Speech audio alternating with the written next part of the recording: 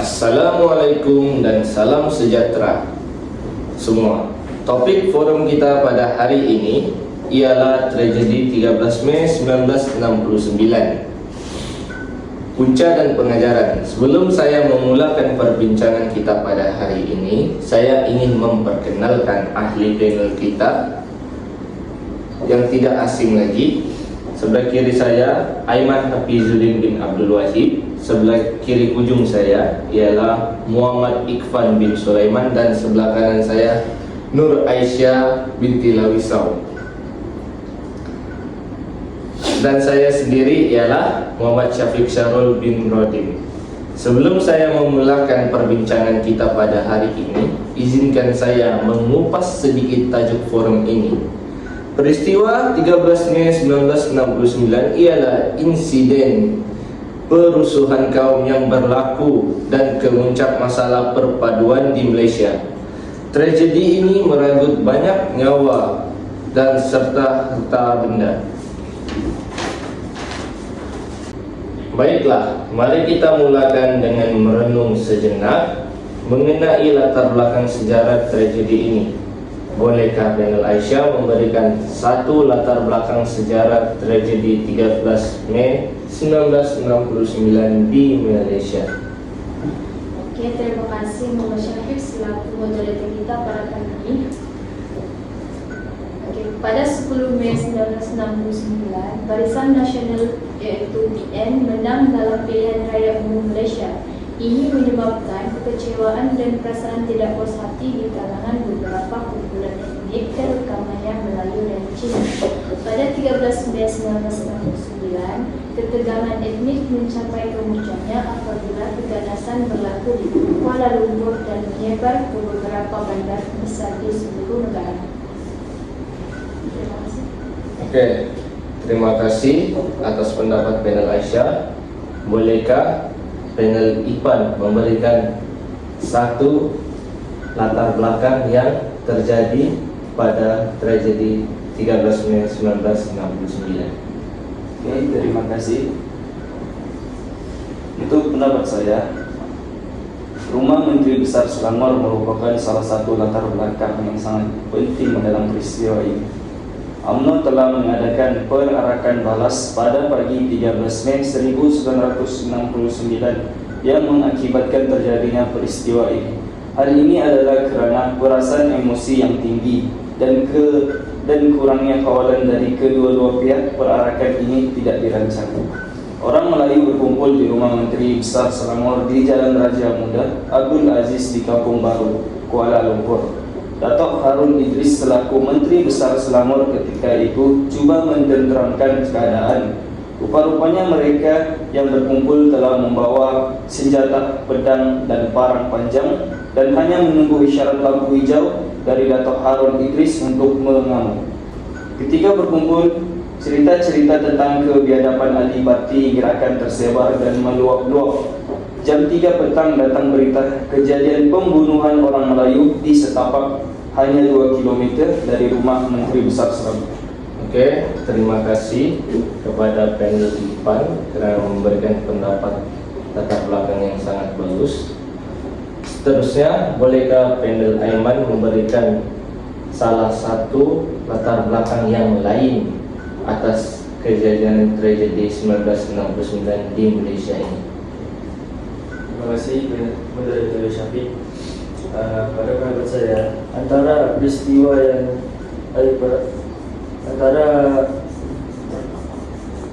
latar belakang peristiwa 13 Mei pada tahun 1969 di Malaysia, perarakan kematian Cina merujuk kepada serangkaian kekerasan dan penyerangan yang ditujukan terhadap komunitas Cina selama kerusuhan 13 Mei 1969 di Malaysia.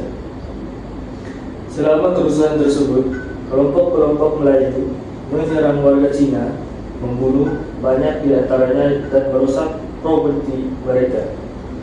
Serangan-serangan ini seringkali terjadi secara brutal dan tidak terkendali, mengakibatkan korban jiwa dan signifikan dan kerusakan besar-besaran.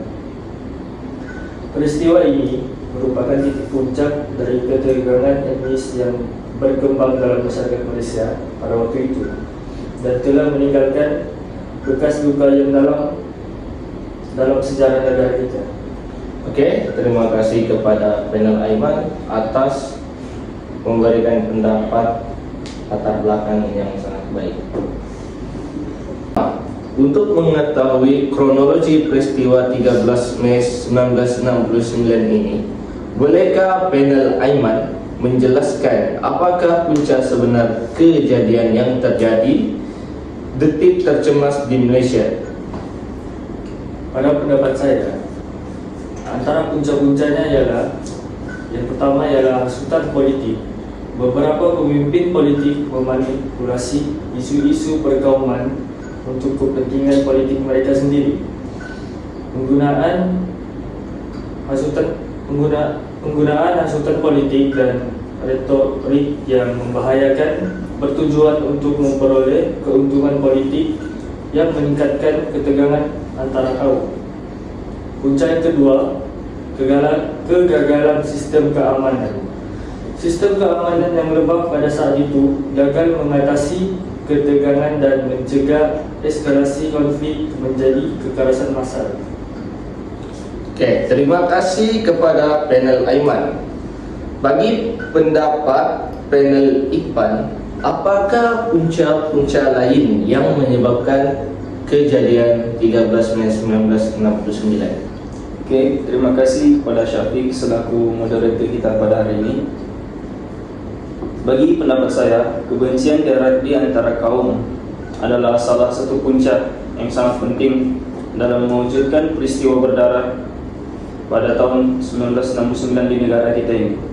Sifat saling benci-membenci di antara kaum merupakan salah satu faktor yang membawa kepada tercetusnya perang kaum pada 13 Mei 1969.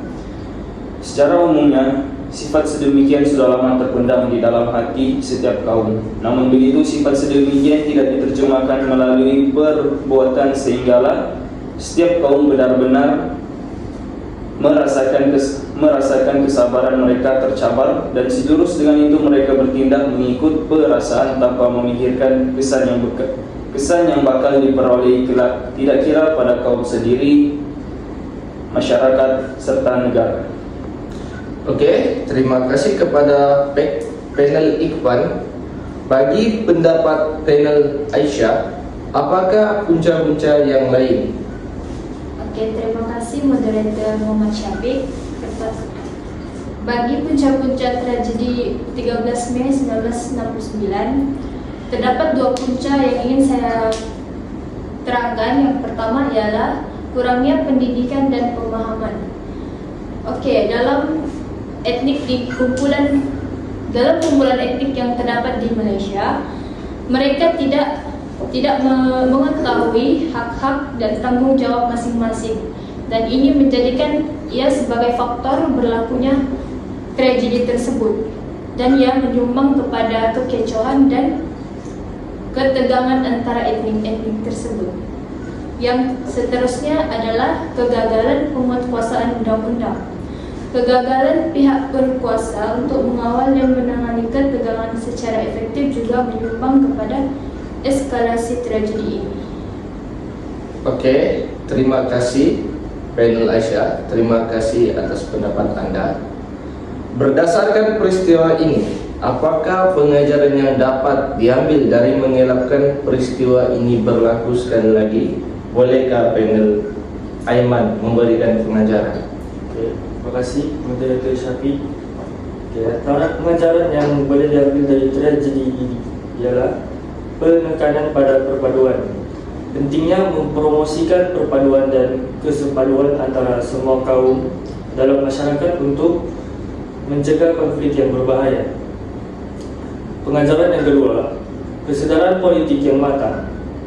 Memupuk kesedaran politik yang matang di kalangan rakyat untuk memastikan pemimpin yang bertanggung jawab dipilih, dan supaya isu-isu perkauman tidak dimanipulasi untuk kepentingan politik sempit.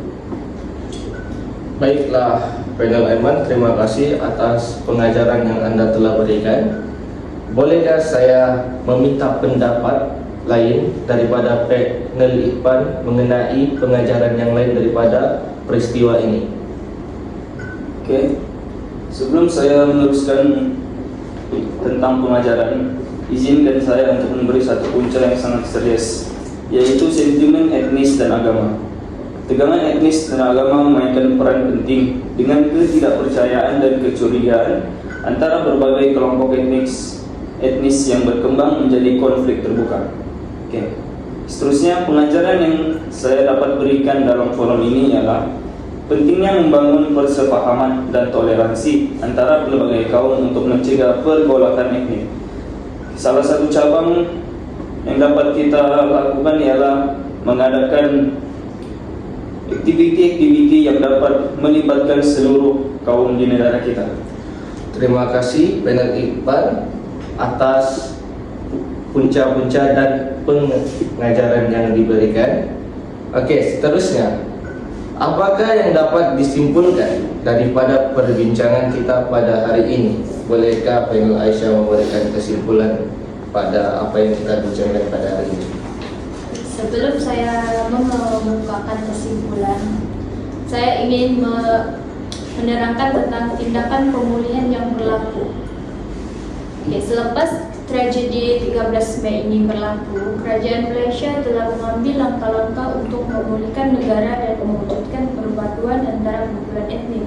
Ini termasuk penubuhan dasar ekonomi baru di ID untuk mengatasi jurang perpaduan ekonomi serta promosi perpaduan nasional melalui pendidikan dan program-program pembangunan. Oke, seterusnya kesimpulan, tragedi 13 Mei 1969 adalah satu peringatan yang menyakitkan bagi Malaysia tentang bahaya perpecahan etnik dan politik perkauman. Ia menekankan keperluan untuk mempromosikan perpaduan, toleransi dan pemahaman antara semua kumpulan etnik dalam masyarakat Malaysia. Baiklah, terima kasih kepada panel Aisyah daripada membuat kesimpulan yang sangat baik. Oke, terima kasih kepada ketiga-tiga ahli panel kita kerana sudi mengeluarkan pendapat masing-masing pada hari ini. Moga apa yang dibincangkan hari ini memberi banyak manfaat atau ilmu baharu kepada kita semua. Nampaknya masa kita telah berakhir. Maaf atas kesalahan tutur kata. Saya sudahi perbincangan ini dengan Assalamualaikum dan terima kasih. Keseluruhan impak tragedi 13 Mei di Malaysia menekankan pentingnya memahami sejarah yang kompleks, mendorong perdamaian dan rekonsiliasi serta memperkuat usaha untuk menciptakan masyarakat yang harmonis dan inklusif. Ini juga menyoroti pentingnya menghindari konflik etnis dan berupaya untuk memperkuat persatuan nasional guna mencapai stabilitas dan kesejahteraan bersama.